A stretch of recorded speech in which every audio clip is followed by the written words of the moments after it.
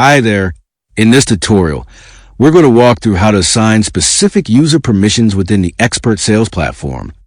Let's get started. First, navigate to the left side menu and click on User Settings. From the drop-down options, select Manage User Roles. To create a new set of permissions, click the Add New User Role button. Here, you'll need to provide a role title and a brief description.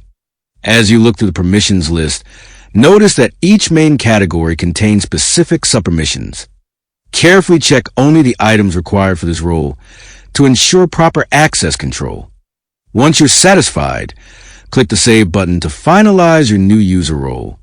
Now that the role is created, let's assign it to a team member. Head back to User Settings menu on the left, and this time, click on Manage Users. Find the specific user you'd like to update and click the Edit button next to their name.